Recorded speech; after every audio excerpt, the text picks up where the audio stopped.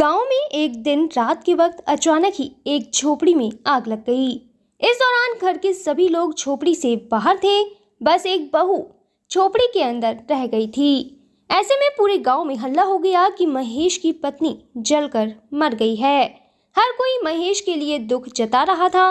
सभी को इस बात की चिंता थी कि गरीब महेश अब अकेले कैसे रहेगा। वहीं दूसरी तरफ उसकी झोपड़ी भी बर्बाद हो चुकी थी। ऐसे में गांव के लोगों ने मिलकर जैसे तैसे महेश के लिए थोड़ा चंदा इकट्ठा किया और उसे एक छोटा सा घर बनाकर दे दिया।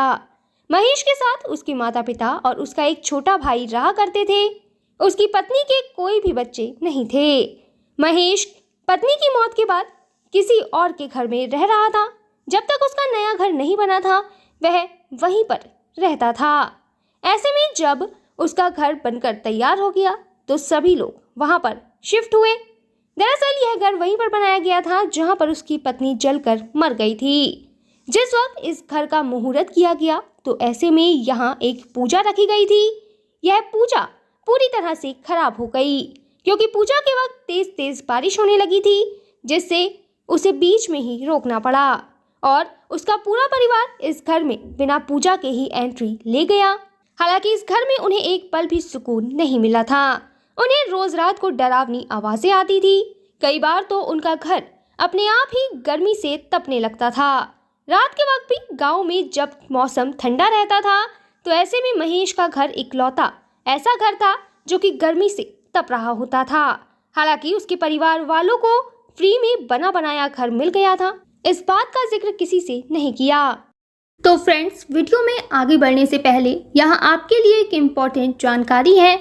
अब आप templeblessing.com से आज ही free of cost Haridwar Ganga जल मंगा सकते हैं।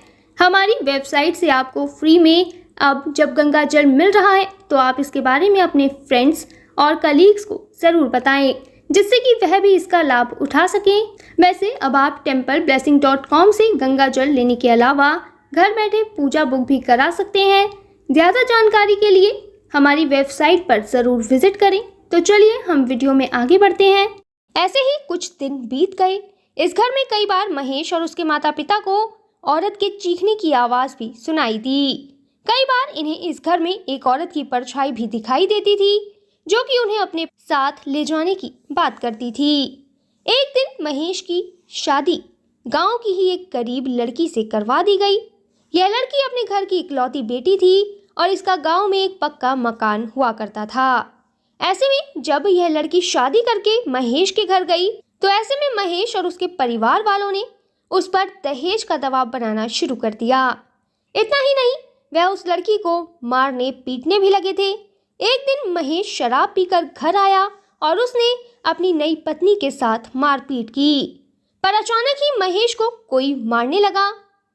जो महेश को मार रहा था वह दिखाई नहीं दे रहा था, पर कुछ देर बाद बेहद डरावनी सी आवाज़ सुनाई दी जो पूरे घर वालों को ये बोल रही थी कि मैं तुम्हें अपने साथ ले जाने के लिए आ गई हूँ।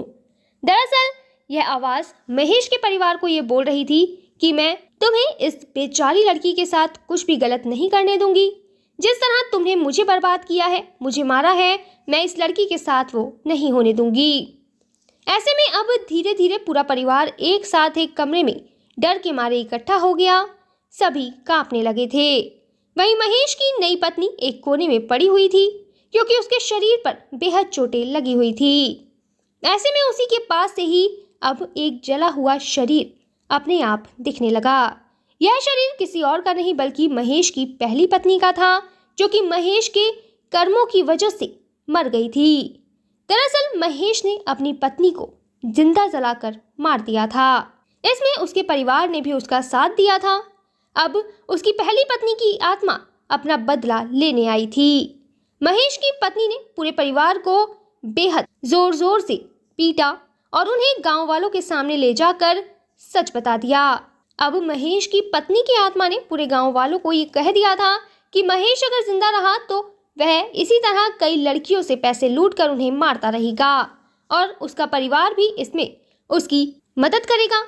ऐसे में अब महेश की मरी हुई पत्नी की आत्मा ने नए घर में आग लगा दी और गांव वालों से कहा कि कोई भी उसे कुछ करने से नहीं रोकेगा। इसी में ही गांव की भलाई है। ऐसे में उसकी पत्नी की आत्मा ने महेश और उसके पूरे परिवार को एक एक करके उसी आग में झुलसा दिया जहां नए घर में उसने आग लगाई थी। इस तरह फिलहाल महेश का पूरा परिवार जलकर खाक हो गया और उसकी पत्नी की आत्मा को मुक्ति मिल गई। वहीं महेश की नई पत्नी अपने मायके में वापस चली गई। तो यहाँ वीडियो खत्म होने से पहले मैं आपको बता दूं कि अगर आप अपने परिवार की सुख, समृद्धि और अच्छे स्वास्थ्य के लिए भारत के किसी भी मंदिर में पूजा कराना चाहते हैं या फिर आपका अयोध्या, रामलला, हरिद्वार, जैन तीर्थ महावीर जी जाना नहीं हो पा रहा, तो आप रामलला, अयोध्या, हरिद्वार, महावीर जी में घर बैठे templeblessing.com से पूजा बुक कराकर भगवान का आशीर्वाद ले सकते हैं। इसके अलावा अगर आप पंडित भोज और गौ सेवा कराना चाहते हैं तो वो भी templeblessing.com पर उपलब्ध है। ज़्यादा जानकारी के लिए कमेंट में दिए गए लिंक पर क्लिक करें और घर बैठे पाएं भगवान का आशीर्वाद। हमारा यह वीडियो अंत तक देखने के लिए आपका धन्यवाद। फिर मिलेंगे आपसे किसी नए टॉपिक के साथ। तब तक जुड़े रहें हमारे चैनल के साथ। आपको यह वीडियो कैसा लगा कमेंट में ज़रूर बताएं।